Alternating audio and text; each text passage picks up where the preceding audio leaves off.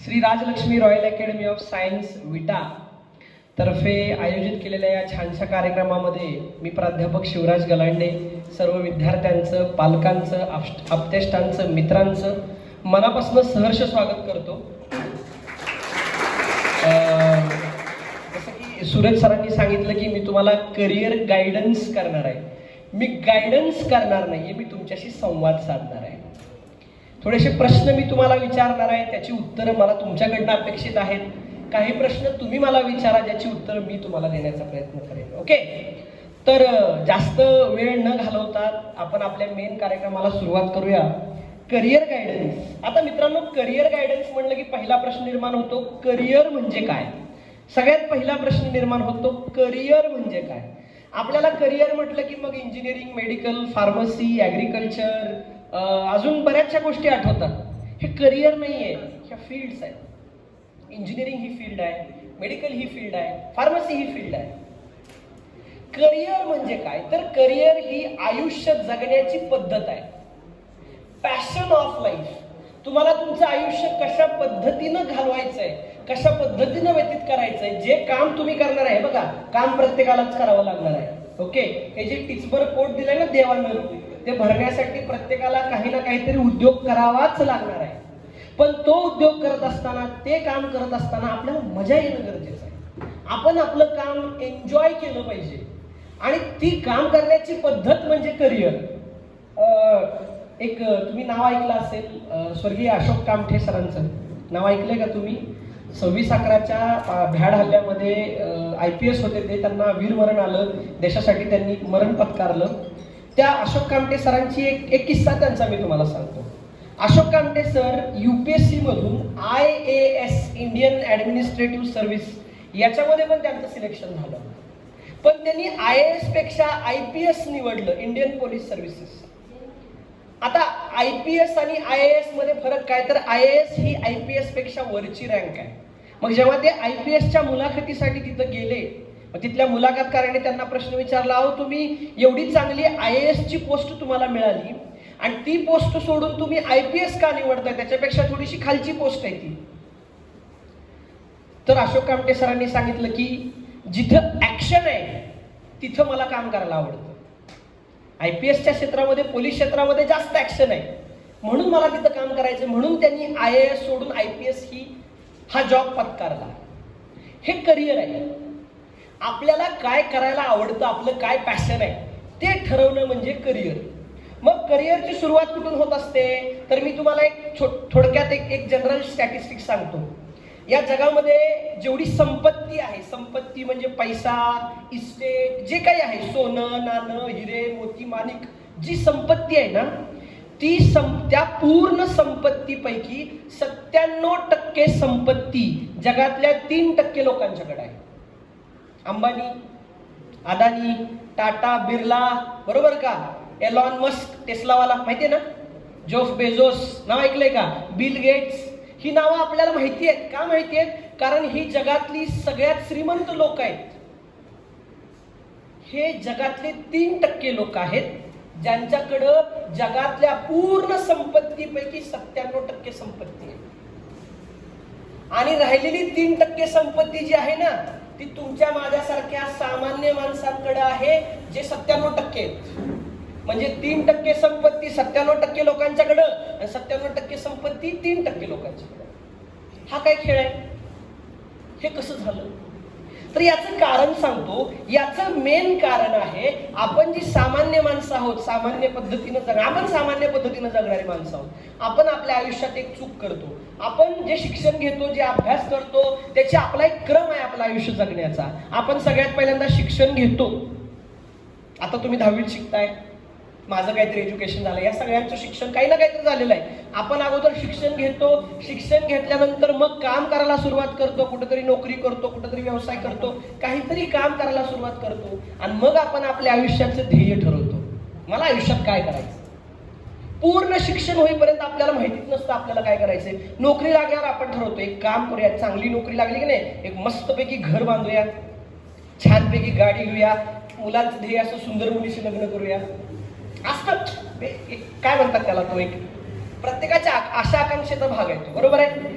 मग हे सगळं आपण कधी करतो? अगोदर शिक्षण घ्यायचं, काम करायला चालू करायचं, मग आपण ध्येय ठरवतो.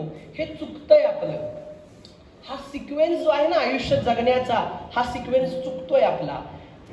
जे 3% लोक मी सांगितले, ज्यांच्यामध्ये अंबानी, अडानी, परत अडानी नाही अदानी ओके, परत ते टेस्ला वगैरे जी लोक, एलॉन मस्क वगैरे जी लोक सांगितली की नाही, ती लोक काय करतात? ती लोक त्यांच्या आयुष्याचा एक क्रम बदलतात. तो क्रम असा असतो बघा. ती लोक अगोदर स्वतःचं ध्येय ठरवतात. मला आयुष्यात काय करायचंय, मला आयुष्यात काय अचीव करायचंय, काय मिळवायचंय, ही लोक ठरवतात. मग त्या दृष्टीनं शिक्षण घेतात आणि मग काम करतात. म्हणजे मित्रांनो, आपल्याला जर आयुष्यामध्ये यश मिळवायचं असेल, आयुष्यात मोठं काहीतरी करून दाखवायचं असेल, तर आपल्याला अगोदर आपलं ध्येय ठरवावं लागेल. याचं एक ज्वलंत उदाहरण मी तुम्हाला सांगतो. 350 वर्षापूर्वी महाराष्ट्राच्या मातीमध्ये एक महापुरुष जन्माला आला. त्यानं आयुष्यात एक ध्येय ठरवलं की मला श्रीचं राज्य उभा करायचंय. आज गेली 350 वर्ष झाला आपण त्या राजाची कीर्ती ऐकतोय. 350 नाही, 3500 नाही, 3.5 लाख वर्ष आपण ऐकणार आहे. माहिती त्याची सुरुवात कुठून झाली होती? आज छत्रपती शिवाजी महाराजांचं नाव घेतलं की आपला अंग एकदम कसा आपल्याला अभिमान वाटतो की नाही? त्याची सुरुवात कुठून झाली होती बघा. त्याची सुरुवात इथून झाली होती. अरे त्याला काय झालं? Next slide. Yes, this is the moment. आज तुमचं वय किती आहे? 15-16. महाराज तुमच्या वयाचे असताना 16व्या वर्षी छत्रपती शिवाजी महाराजांनी रायरेश्वराच्या मंदिरामध्ये स्वराज्य स्थापनेची शपथ घेतली होती. तिथं त्यांनी ध्येय ठरवलं होतं आयुष्याचं की ह्या जनतेला, ह्या महाराष्ट्रातल्या जनतेला, लोकांना जुलमी सत्तेतनं बाहेर काढायचंय आणि श्रीचं राज्य उभा करायचंय. महाराजांनी ते त्या वयात ठरवलं नसतं तर ते पूर्ण झालं असतं का? आपण छत्रपती शिवाजी महाराजांचं खूप चरित्र, इतिहास खूप ऐकलाय, पण आपण त्यातनं घेत काहीच नाही. छत्रपती शिवाजी महाराजांच्या इतिहासामधून, चरित्रामधून घेण्याची सगळ्यात मोठी गोष्ट ही आहे. हा मोमेंट आहे ज्यानं पूर्ण भारताचं, पूर्ण महाराष्ट्राचं, भारताचं, जगाचं पूर्ण स्ट्रक्चर बदललं. ही ती मोमेंट आहे. त्यांनी अगोदर त्यांच्या मित्रांसोबत, त्यांच्या सवंगड्यांसोबत, मावळ्यांसोबत अगोदर ध्येय ठरवलं की मला आयुष्यामध्ये काय करायचंय. मग त्यांनी त्यानुसार प्लॅनिंग करायला सुरुवात केलं. मग त्यांनी एक एक किल्ले उभा केले आणि 6 जून रोजी छत्रपती शिवाजी महाराजांचा रायगडावर काय झाला? राज्याभिषेक झाला. त्याची सुरुवात इथून झाली होती आणि ती सुरुवात तुम्हाला करायची आहे. प्रत्येकाला वाटतं आपण पण तसंच व्हावं, प्रत्येकानं शिवाजी व्हावं, प्रत्येकानं आपापल्या क्षेत्रातला शिवाजी व्हावं. शिवाजी म्हणजे काय माहिती का? शिवाजी हे सर्वोच्चतेचं प्रतीक आहे. जगात कुठल्याही क्षेत्रामध्ये जो सर्वोच्च असेल तो शिवाजी. पण तुम्हाला जर तुमच्या आयुष्यातला, तुमच्या क्षेत्रातला शिवाजी व्हायचा असेल तर महाराजांसारखं तुम्हाला अगोदर ध्येय ठरवावं लागेल. त्याची सुरुवात आजपासून होणार आहे, आत्तापासून होणार आहे. तुमचं करिअर, तुमचं आयुष्य कशा पद्धतीनं पुढे जाणार आहे त्याची सुरुवात आत्तापासून करायची आहे. त्यामुळे आजच्या ह्या करिअर गायडन्सच्या प्रोग्राम नंतर तुमच्या डोक्यामध्ये एक गोष्ट जरी फिक्स बसली की मला आयुष्यात काय करायचंय, माझं काय एम आहे, तर आजच्या कार्यक्रमाचं फलित झालं असं मी म्हणेन. तर सगळ्यात पहिल्यांदा मित्रांनो काय करायचं? आपल्याला आपलं ध्येय ठरवायचं, आपला करिअर ठरवायचंय. आपल्याला पुढचं आता बघा, ते चित्र बघा आणि हे चित्र बघा. कदाचित याच्यामध्ये तुमच्यामधले बरेचसे विद्यार्थी असतील. तो पोरग बघा कुठे बसले, पुस्तकावर बसले, डोक्यावर पुस्तक ठेवले असं वैतागले. इथं लिहिले बघा, my mom says doctor, dad says engineer, my brother says pilot. पोरग म्हणते मी काय करू? त्याच्या डोक्याचं ध्येय झालंय, त्याला कळे ना काय करायचं. थोड्याफार प्रमाणामध्ये हीच परिस्थिती आपली आहे. आपल्यासमोर एवढे ऑप्शन्स आहेत, एवढे पर्याय आहेत. प्रत्येक जण आपापल्या परीने सांगतो. म्हणजे बघा, तुमच्या गल्लीमध्ये, तुमच्या गावामध्ये, तुमच्या आजूबाजूला, तुमच्या नातेवाईकामध्ये एखादा जर इंजिनियर असेल आणि तो इंजिनिअरिंग मध्ये सक्सेसफुल झालेला असेल ना, टॉपच्या लेवलमध्ये, तुम्ही जर त्याच्याकडे गेला आणि म्हटला दादा इंजिनिअरिंग करू का, दादा काय म्हणणार? 1 नंबर आहे, कर. का बरं? कारण तो दादा सक्सेसफुल आहे. असा पण दादा असतो जो इंजिनिअरिंग करून घरीच बसलेला असतो. काय त्या दादाला विचारलं दादा इंजिनिअरिंग करू का, दादा म्हणेल भांगल्याच्या शेतामध्ये, पण इंजिनिअरिंग करू का बरं? इंजिनिअरिंग एकच आहे, प्रत्येकाचा बघण्याचा दृष्टिकोन आहे. प्रत्येकानं आपापल्या अनुभवामधून तुम्हाला सांगितलंय. त्यामुळं कोण काय सांगतंय ह्याच्यापेक्षा आपल्याला काय वाटतंय, आपलं एम काय, त्याच्यावरून आपण आपलं करिअर ठरवायचं. दुनियेचं काय चाललंय, लोक काय सांगतात ह्याच्यापेक्षा मराठीत एक म्हण आहे माहितीये का, ऐकावे जनाचे करावे मनाचे. माहितीये ना सगळ्यांना, आपल्या मनाला जे पटतं ते आपण करायचं. मग त्यासाठी आपण थोडा अभ्यास करायचा, काही गोष्टी स्वतःचं नॉलेज मिळवायचं. नो युअर सेल्फ, स्वतःची माहिती करून घ्या, स्वतःची ओळख करून घ्या. ज्या वेळेला तुम्हाला स्वतःची ओळख होईल तेव्हा तुमच्या आतून आवाज येईल की मी ह्या क्षेत्रात जाऊ शकतो, मी ह्या क्षेत्रातला शिवाजी होऊ शकतो. त्यामुळे अगोदर आपल्याला ठरवायचं आपल्याला आयुष्यात काय करायचंय. हे बघा, the same picture is there. What career I must choose, कुठलं करिअर मी निवडू, कुठला ऑप्शन निवडू, त्याच्या पुढे 4-5 ऑप्शन्स आहेत. बरोबर आहे की नाही. कुठं प्रवासामध्ये जाताना एका ठिकाणी आपल्याला जायचं कुठं माहित नसतं, 4-5 रस्ते. आता आपण काय करतो, आजकाल गुगल मॅपवर बघतो, पण अगोदर काय केलं जायचं, ओ काका विट्याचा रस्ता कुठं आहे. काका म्हणजे तिकडनं उजवीकडे जावं, उजवीकडनं डावीकडे जावं.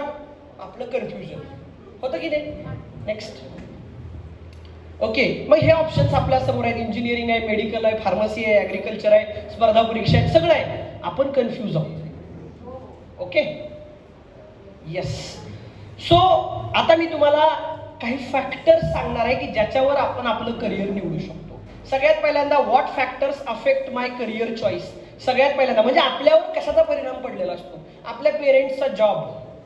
बऱ्यापैकी तुम्ही बघितलं असेल, डॉक्टरचा मुलगा डॉक्टरच होतो, कारण ऑलरेडी मोठं क्लिनिक असतं, त्यामुळे काही गरज नसते.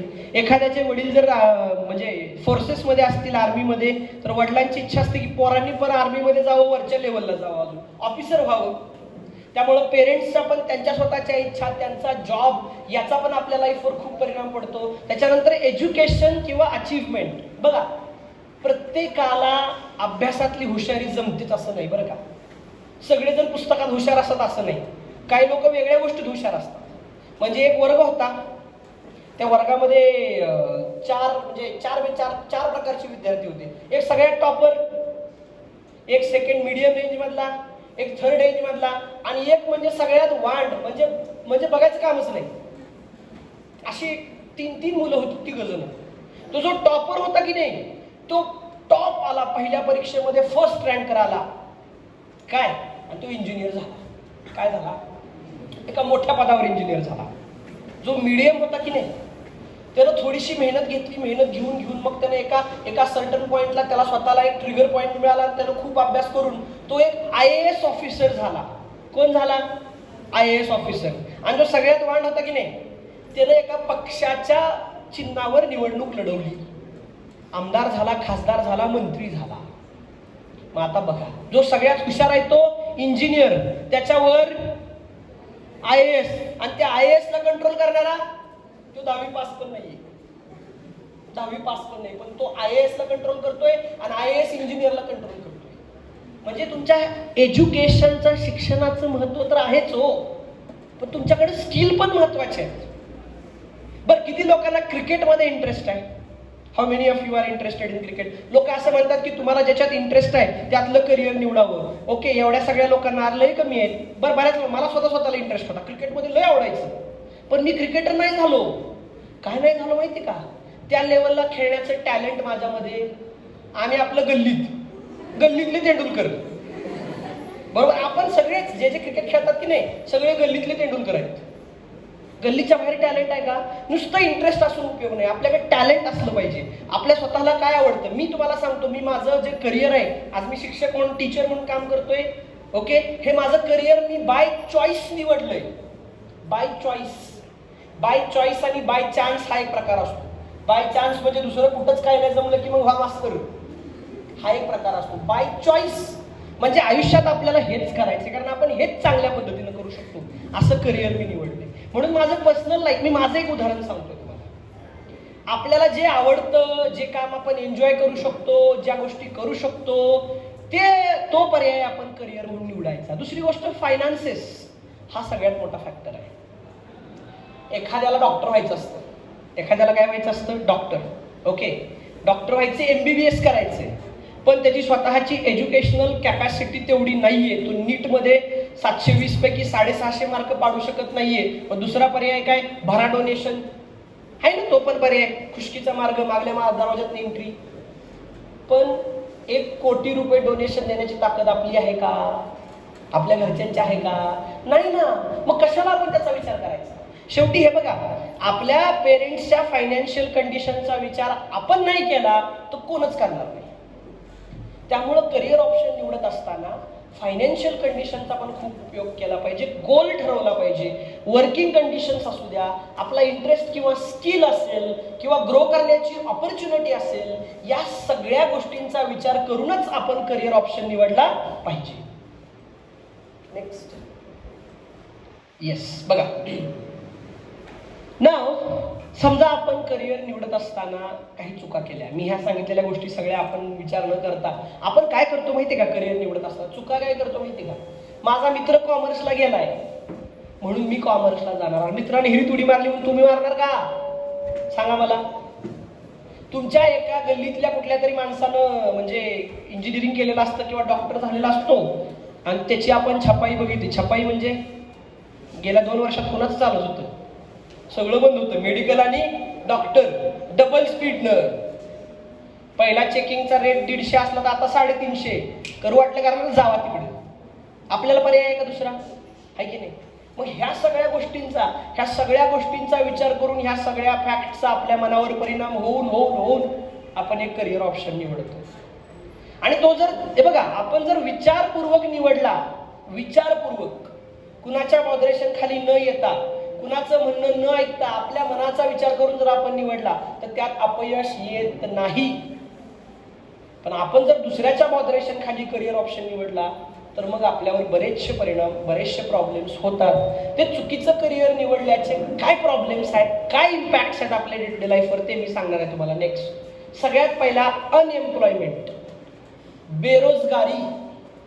लिटरली तुम्हाला सांगतो, आता परिस्थिती अशी आलेली आहे की जवळपास गावामध्ये तुम्ही जर गेला तर तुम्हाला एक छोटंसं गाव असेल ज्याची लोकसंख्या 1,500-2,000 असेल, त्यात तुम्हाला कमीत कमी 50 इंजिनियर सापडतील. किती इंजिनियर सापडतील? 50. त्या 50 मधल्या 49 लोक घरी बसले असतील, एकच कुठंतरी चांगल्या ठिकाणी असणार. हा जो अनएम्प्लॉयमेंट, तुम्ही न्यूज वगैरे बघत असाल, बेरोजगारी वाढलेली आहे, जॉब्स चाललेले आहेत, याचं कारण काय माहिती का? चुकीच्या ठिकाणी चुकीची लोक जाऊन बसली. अनएम्प्लॉयमेंट म्हणजे जॉब्स नाहीये. तुम्ही आज जर विचार केला की इंजिनिअरिंग मध्ये खूप ऑपॉर्च्युनिटी आहे, इंजिनिअरिंगला आज खूप स्कोप आहे, अरे आज स्कोप आहे, उद्या असेल का? करिअर ऑप्शन निवडत असताना ह्या गोष्टींचा विचार करायचा. आज कशाला डिमांड आहे ह्याचा विचार नाही करायचा, उद्या कशाला डिमांड आहे ह्याचा विचार करायचा. कारण आज जे चालतंय ते उद्या चालेलच असं नाही. मी तुम्हाला एक छोटासा किस्सा सांगतो. डीएड नावाची एक एक्झाम, डीएड नावाचा एक कोर्स होता, माहिती ऐकलाय का तुम्ही? एक 10 ते 15 वर्षापूर्वी डीएडला एवढं डिमांड होतं, प्रत्येक जण उठकी सूट डीएडच करायचा. आज डीएडला कोण विचारतं का हो? बीसीए, बीबीए, बीसीएस यांना आज कोण विचारतं का? नाही विचारत. कारण येणाऱ्या काळामध्ये कशाला स्कोप असणार आहे? येणाऱ्या काळामध्ये बायोटेक्नॉलॉजी फील्डला स्कोप असणार आहे, येणाऱ्या काळामध्ये मेडिकल टेक्नॉलॉजीला फील्डला स्कोप असणार आहे, येणाऱ्या काळामध्ये फार्मसी क्षेत्राला एव्हरग्रीनच आहे, त्याला कायमच स्कोप आहे.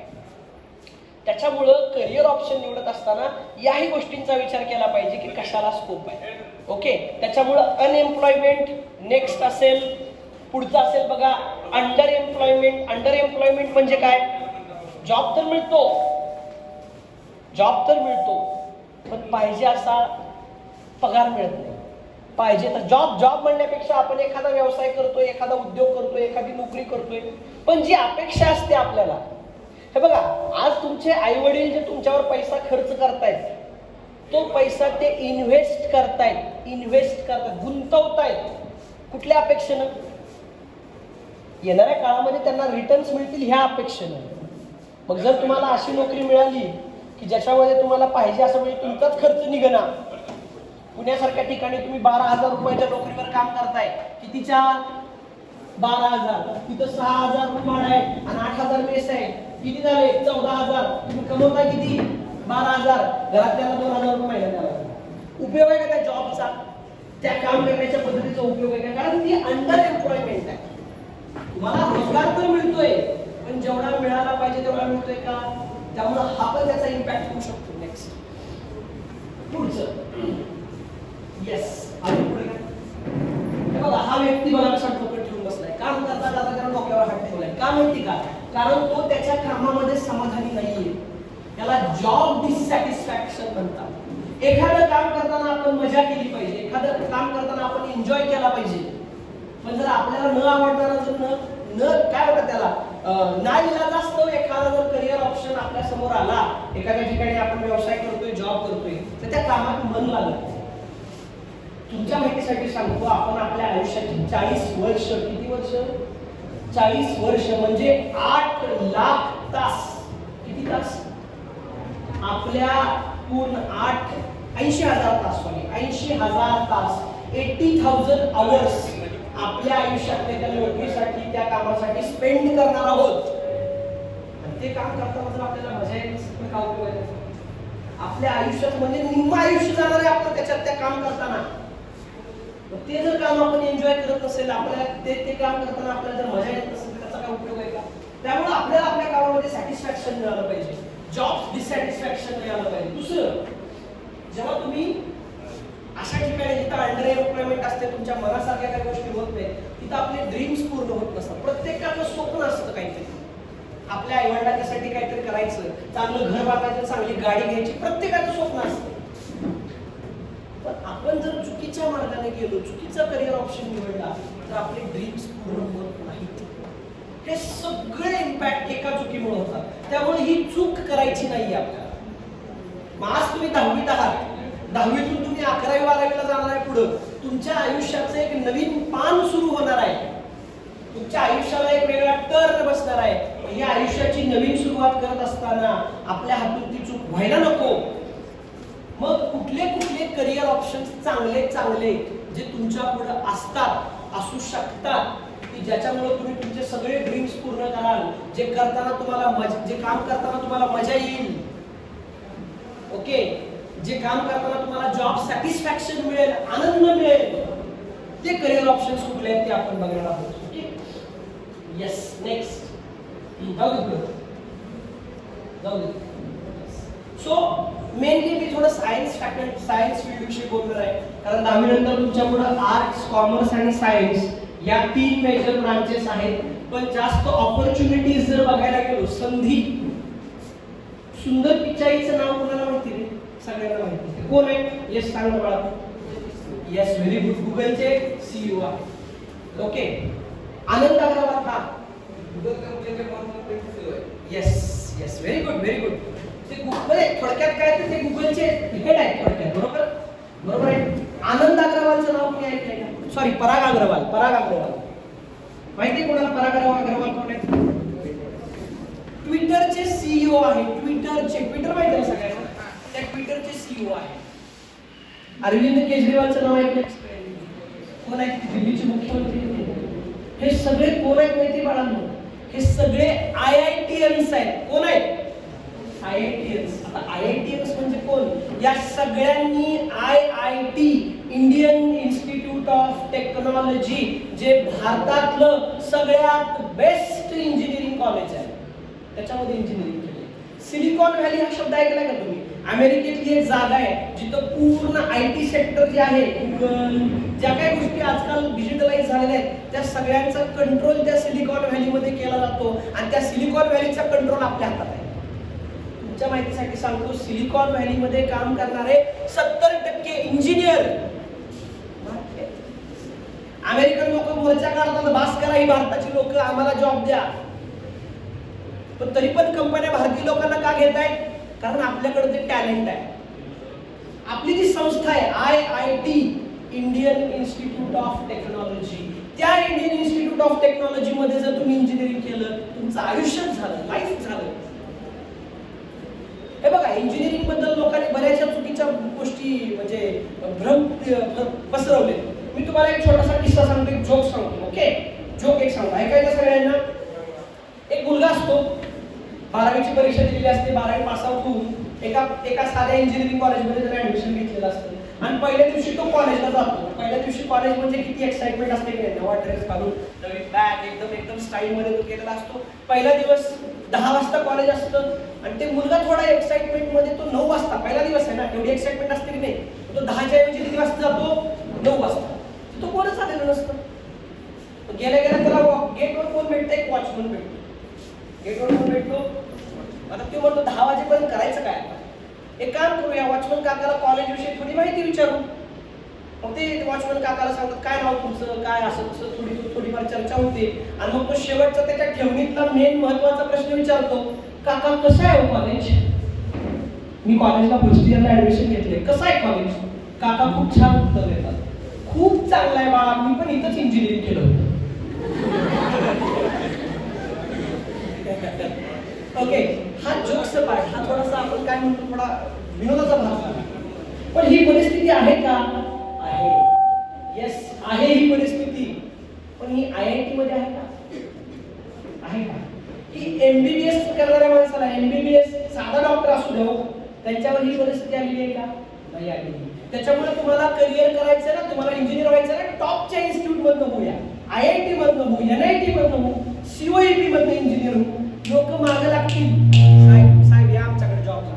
आणि प्रायव्हेट कॉलेजमध्ये इंजिनिअरिंग केलं की तुम्ही मागे लागाल, साहेब 12,000 काय नोकरी द्या. आणि IITच्या लोकांना कंपनीवाले मागाल, साहेब 25 लाखाचं पॅकेज घ्या आणि आमच्याकडे या. हा बदल आहे. हा बदल कशाचा? इंजिनिअरिंग तेच आहे. हा बदल आहे त्या इन्स्टिट्यूटचा. त्या इन्स्टिट्यूट मध्ये तुम्हाला जायचं असेल तर तुम्हाला अगोदर हा मार्ग निवडावा लागेल, सायन्सचा. सायन्स मधून तुम्हाला काय काय ऑप्शन्स आहेत? 11th 12th आहे. 11th 12th नंतर मेडिकल, इंजिनिअरिंग, फार्मसी, यातली एक ना एक branch, competitive exam, NDA, microbiology, agriculture, biotechnology, यातली एक ना एक ब्रांच अशी आहे की जिला पुढची 100 वर्ष स्कोप आहे. पुढची फक्त कंसात न वाक्य तुम्ही शिवाजी असलं पाहिजे. म्हणजे काय? म्हणजे काय? म्हणजे काय? अरे बोला की. अरे बघा, मला ना मी जेव्हा चर्चा करतो ना, मला ते बाबा महाराज सातारकरांचं प्रवचन नको वाटतं. प्रवचनात काय होतं रे? ते बाबा येतात, बडबड करतात, पेंगत लोक ऐकतात, प्रसाद घेतात. असं नको आहे आपल्याला. मी तुम्हाला सुरुवातीलाच काय विचारलं? मी तुम्हाला मार्गदर्शन करणार नाहीये, मी तुमच्याशी संवाद साधतो. माझे काही प्रश्न मी तुम्हाला विचारतो, काही प्रश्न तुम्ही मला विचारा, आहे की नाही? काय विचारलं आता? शिवाजी म्हणजे काय? त्या क्षेत्रातलं बेस्ट असलं पाहिजे. Yes, that is the point. त्या क्षेत्रातलं बेस्ट असलं. मग मी तुम्हाला आता थोडंसं डिटेलमध्ये मेडिकलमध्ये, इंजिनिअरिंगमध्ये, फार्मसीमध्ये करिअर ऑप्शन्स थोडंसं स्पीडनं सांगणार आहे. आपल्याकडे वेळ कमी आहे, त्यामुळे वेळाभावी थोडं स्पीडमध्ये करणार आहे. मेडिकल मधला टॉपचा शिरोमणी ज्याला म्हणतो की नाही, शिरोमणी MBBS. ओके, हे बघा, तुम्ही जर एकदा MBBS झाला की नाही, तुमचं नाही, तुमच्या पुढच्या 7 पिढ्यांचं कल्याण होणार. किती पिढ्यांचं? म्हणजे असं म्हणतात की नाही, 5 बोटं तुपात, अरे बोटं नाही, तुम्हीच तुपात झाला पाहिजे. हे असं कोर्स आहे, हे असं क्षेत्र आहे ज्याला, म्हणजे एक गोष्ट सांगतो तुम्हाला, असं म्हणतात की मी मगाशी सांगितलं की नाही, असं करिअर ऑप्शन निवडा ज्याला आज स्कोप आहे, आज असेल तर असेल पण भविष्यात असेल. ही अशी ब्रांच आहे ना, 1000 वर्ष अजून त्याला स्कोप आहे.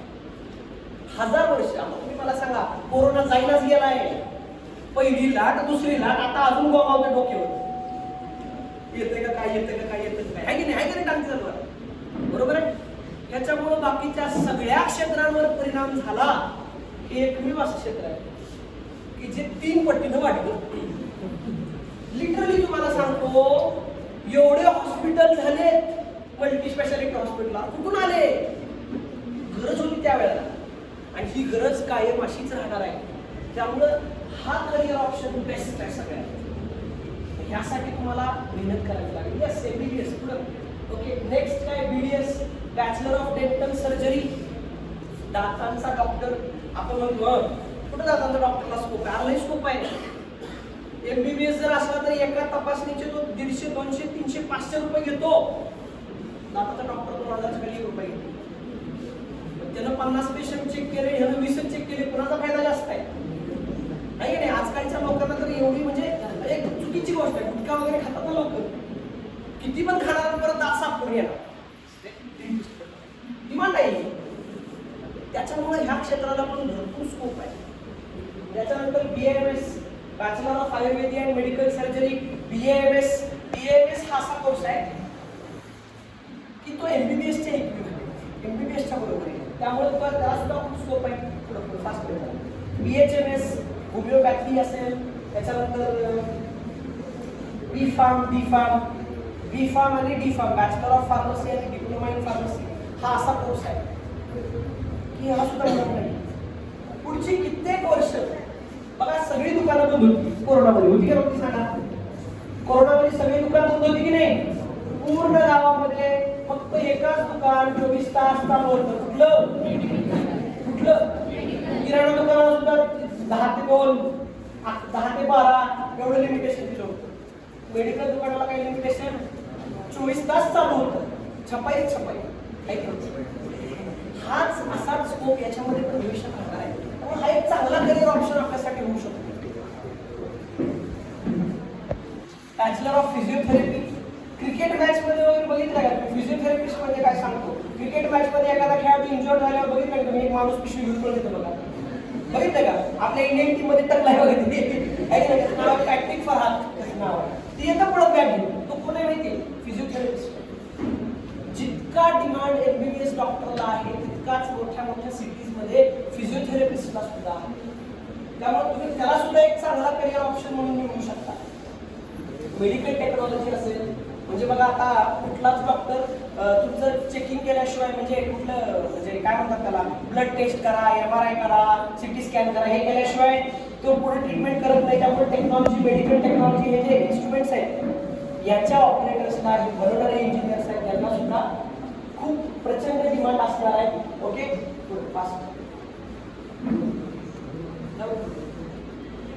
रेडिओग्राफी असेल, एक्सरे, पाय मोडला काय करतो काढा लागतो की नाही, काढल्याशिवाय पुढे जातात का? ही रेडिओग्राफी असेल. किंवा कॅन्सरच्या ट्रीटमेंटमध्ये रेडिएशन थेरपी नावाचा एक प्रकार आहे, त्याच्यामुळे तिथं सुद्धा रेडिओग्राफीला सुद्धा डिमांड आज आहे, भविष्यात पण असणार. हा पण एक नोबेल कोर्स आहे, BSc नर्सिंग. तसं बघायला गेलं तर लोक म्हणतात नर्सिंग म्हटलं की असं नाही. ऍक्च्युली ज्या लोकांना म्हणजे नोबेल एक चांगलं काम, समाजसेवेचं काम करायचं आणि सोबतच आपल्याला चांगलं अर्निंग सुद्धा करायचं, त्यांच्यासाठी सुद्धा हा BSc नर्सिंगचा कोर्स खूप चांगला आहे. मेडिकल कॉप्स म्हणजे आर्मीमध्ये, नेव्हीमध्ये, एअरफोर्समध्ये डॉक्टर्स असतात की जे म्हणजे त्या सिच्युएशनमध्ये सैनिकांना काही समजा जखम झाली तर त्यांची ट्रीटमेंट करण्यासाठी AFMC, armed forces medical colleges नावाचे एक कॉलेज आहे पुण्यामध्ये. त्याच्यातून ते MBBS डॉक्टर्स जे असतात त्यांची डायरेक्ट रिक्रुटमेंट त्या फोर्सेसमध्ये होत असते, टॉपच्या रँकमध्ये, टॉपच्या लेवलमध्ये. त्यामुळे मेडिकल कॉप्स त्याच्यामध्ये सुद्धा तुम्हाला चांगला स्कोप आहे. फूड टेक्नॉलॉजी असेल, फूड टेक्नॉलॉजी अशी ब्रांच आहे की आता ग्रो होते बघा. फूड टेक्नॉलॉजी अशी ब्रांच आहे आज त्याला म्हणावा तसा स्कोप नाही, पण येणाऱ्या काळामध्ये फूड टेक्नॉलॉजी, बायोटेक्नॉलॉजी, मायक्रोबायोलॉजी यांना प्रचंड स्कोप असणार आहे. मायक्रोबायोलॉजी असेल, ह्याला एमर्जिंग ब्रांच असं म्हटलं. मायक्रोबायोलॉजी म्हणजे ही ब्रांच आता ग्रो व्हायला लागली आहे. येणाऱ्या काळामध्ये ह्याला भरपूर डिमांड असणार आहे.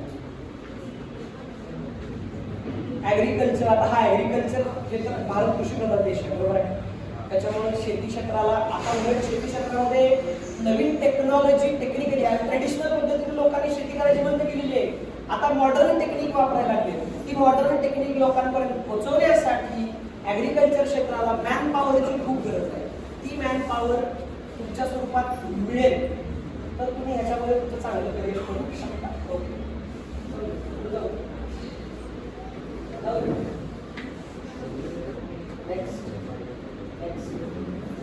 ॲनिमेशन कोर्स हा सुद्धा एक डिफरंट टाईप ऑफ ब्रांच आहे.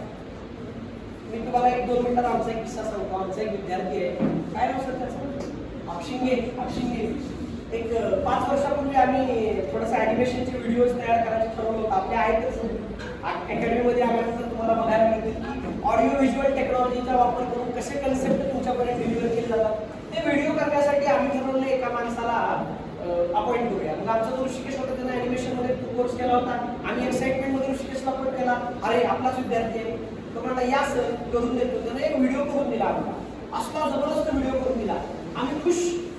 आता म्हटलं त्याला पूर्ण कॉन्ट्रॅक्ट द्यायचे, देश आम्ही रेटची चौकशी करायला बसलो. सर तो म्हटला सर मी 500 रुपये पर सेकंद घेणार. किती? चेष्टा करतो. अहो म्हटला सर तुम्ही सर आहे म्हणून मी 500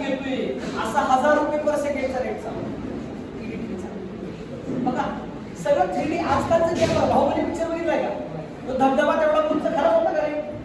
तो तयार केलाय ना, आहे की नाही? हे असंच होणार आहे, असाच बदल होणार. त्यामुळे हे सुद्धा टेक्निकल प्रोसेस असेच आहेत की त्याच्यामध्ये तुम्हाला खूप खूप डिमांड आहे.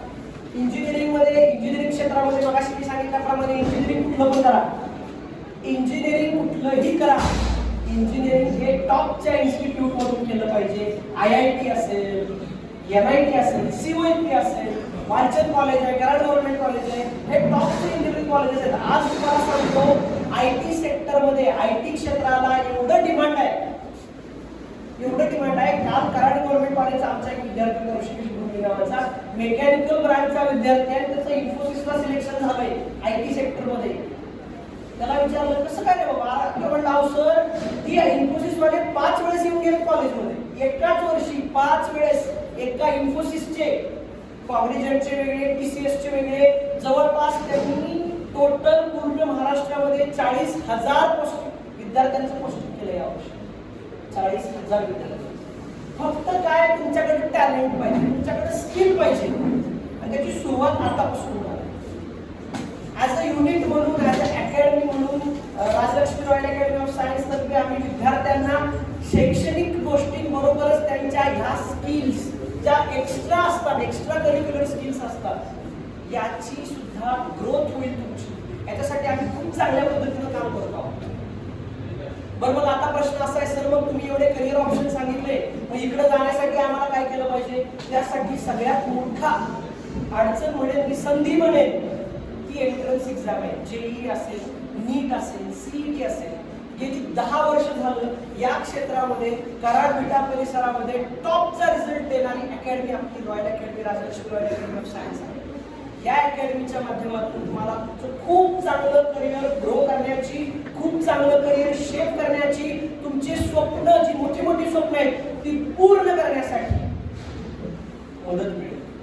ओके, कोई लक्ष्य साहस से बडा नहीं, हारा वही जो लढा. तुमच्या आयुष्यात तुम्हाला मोठे ड्रीम पूर्ण करायचं ना, त्याची सुरुवात तुम्हाला करावी लागेल. आणि ती सुरुवात करण्याची पहिली स्टेप म्हणजे तुम्हाला ठरवावं लागेल काय करायचंय. आणि नुसतं ठरवून उपयोगाचं नाहीये, त्यासाठी तुम्हाला गायडन्स मिळाला पाहिजे. त्यासाठी तुम्हाला छत्रपती शिवाजी महाराजांनी काय आपण म्हणतो, त्यांनी हिंदवी स्वराज्य निर्माण केलं. महाराजांनी स्वराज्य निर्माण केलं, ही महाराजांची योग्यता होतीच, पण त्याच्यामध्ये महाराजांच्या एवढा किंबहुना त्यांच्यापेक्षा जास्त वाटा हा जिजाऊ असायचा. शिवराय घडले, घडवले कुणी? छत्रपती शिवाजी महाराजांना एक मार्गदर्शनाची गरज ती जिजाऊ साहेबांनी दिली. तसं प्रत्येक विद्यार्थ्याला मी जसं सांगितलं, तुम्हाला काय व्हायचंय? तुमच्या क्षेत्रातला शिवाजी व्हायचंय ना, तुम्हाला कोणाच्या तरी मार्गदर्शनाची गरज आहे. मार्गदर्शनाची म्हणण्यापेक्षा कोणाच्या तरी सोबतीची गरज आहे. ती जागा भरून काढण्यासाठी आम्ही आहोत. We are here for you. So आता तुमचा लवकरच रिझल्ट लागेल. बाकी त्याच्यानंतर अकॅडमीची इन्फॉर्मेशन, आपण कशा पद्धतीने तयारी करून घेतो, कशा पद्धतीने प्रिपरेशन करून घेतो, आपले रिझल्ट्स काय आहेत, विद्यार्थ्यांचे कशा पद्धतीने आपण करिअर शेप केलेले आहे, त्याच्याबद्दल डिटेल इन्फॉर्मेशन तुम्हाला मिळेलच.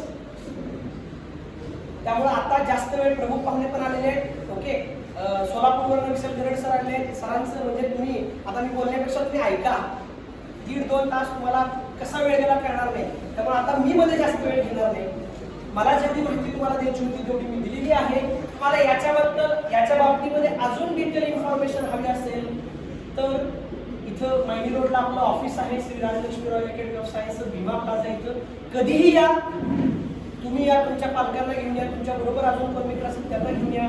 तुम्हाला सर्व प्रकारचं करिअरच्या बाबतीमधलं सगळं अप टू डेट डिटेल मार्गदर्शन इन्फॉर्मेशन दिली जाईल.